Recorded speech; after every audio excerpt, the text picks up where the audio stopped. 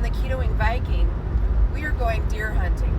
It's kind of crisp, kind of cold, but it's a good morning. As I headed up into the mountains, I saw a lot of wildlife, including this golden eagle who was surveying the land, probably to catch breakfast. It was a beautiful morning, and I decided to head around the bend where I saw some pronghorn antelope running from something down the mountain.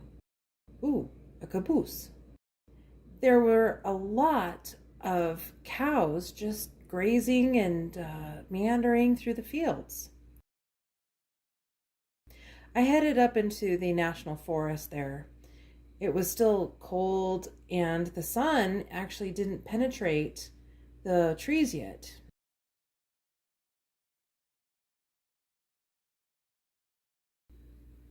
My first excursion out, I decided to start looking for some deer. I have a buck license, so going around and walking very quietly, trying not to step on any branches.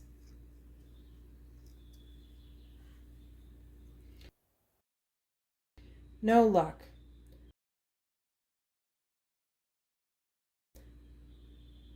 The forest was so beautiful and so quiet.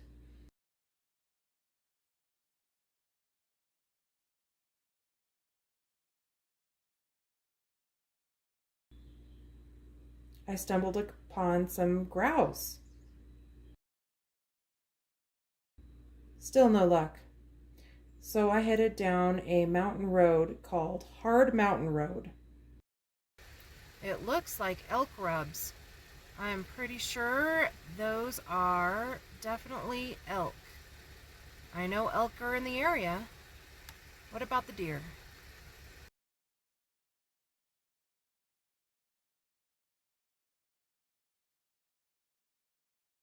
So I decided to go around and I entered a deeper part of the forest. I have been hunting ever since I could remember. My father used to take me on his hunting trips long, long time ago. And I was a wee tot when I was walking through the forests and through the plains. And I just remember him holding out his hand and saying, "Stop." And then next thing I know, we were trying to load up an animal, and he taught me all about the field dressing and all of the conservation that went with it. I loved hunting.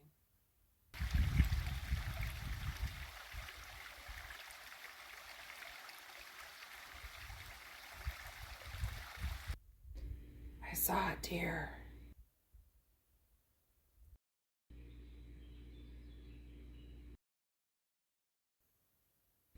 It was a doe. I am heading out back to the vehicle.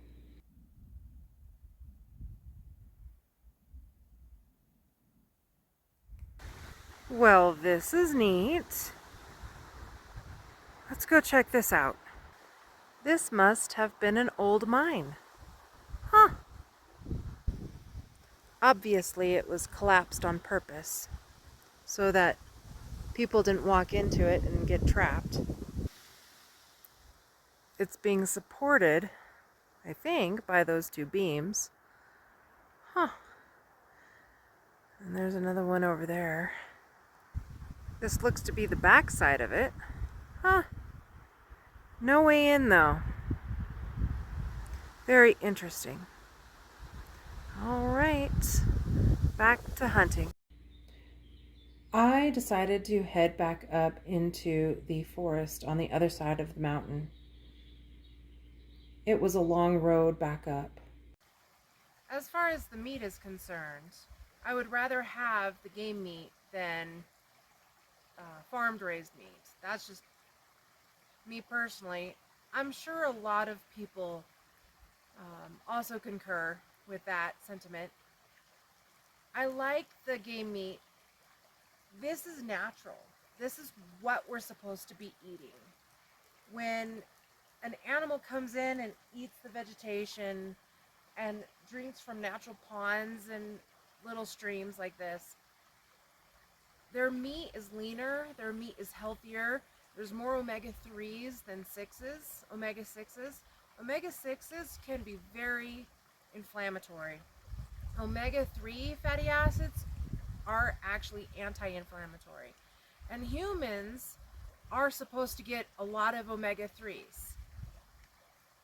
A lot of cattle, especially the ones in the industries and stuff that eat corn and processed foods and stuff, they have a lot of omega 6 and they're very fatty, very omega 6 fatty. So, this right here is what we are supposed to do. This is what we naturally do. And when we move into the city and we eat industrialized food and all of the processed stuff that comes with it, we grow very unhealthy. And I'm trying to help people reverse that.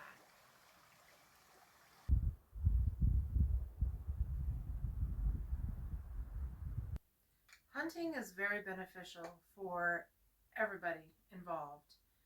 First of all, we conserve the land, and that's our primary goal.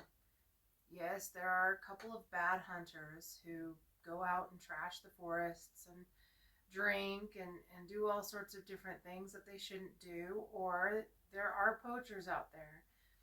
But more often than not, a person who has a license, who goes out every year and spends the money, they spend the money on the forest services and all of the essential things that keep our national forests and our BLM lands pristine and beautiful and conserve the wildlife. If we don't take some game, then the wildlife come into our suburbs and our cities, and often that creates a horrible situation. For example, Estes Park, Colorado, they had a whole problem with elk coming into their communities. And the elk would come in, and then they're dangerous. Elk are very dangerous, especially in rutting season. And they would ram cars, and they would cause a lot of damage in the suburb houses. So the city of Estes Park came in and said, "Hey, bow hunters, if you want, help us curb the problem." And I didn't get a tag, but I know a couple of people who did, and the problem ceased for now. For now, but our land management is very important. When Colorado reintroduced wolves, who were native here more than 100 years ago, a lot of ranchers had a problem with that. They said wolves will kill off all of our wildlife, or not our wildlife, um, our cattle and our sheep, and instead of going after the wildlife, because wildlife is harder to get than cattle and sheep, which roam too. But Colorado did it. Colorado did introduce wolves, and the reintroduction actually seemed to work. And then now they're actually talking about reintroducing wolverines, which is very exciting. Can't wait for that. Without the money going into the Forest Service, our lands, our forests, wouldn't be maintained. Hunters help in the following areas.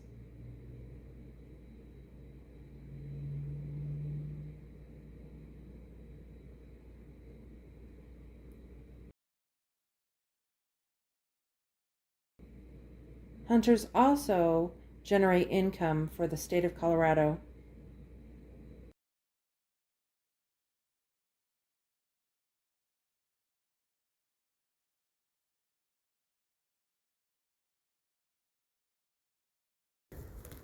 Oh, thunder. Oh my goodness. Let me see. Wow. The storm's coming.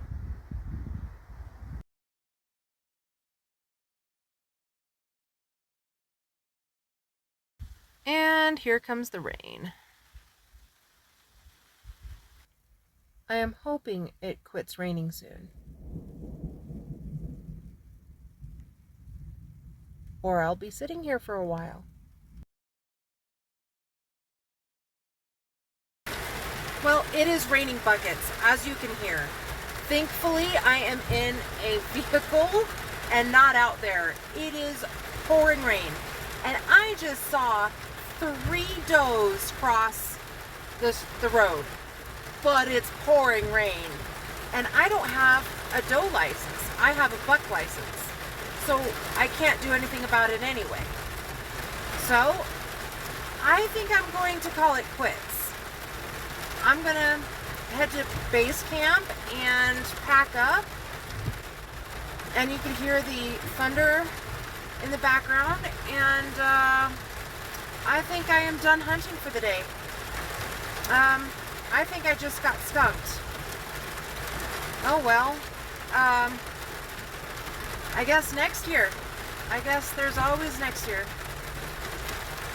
C'est la vie. Nickel. Oh my, I think the road is washing away. Holy moly.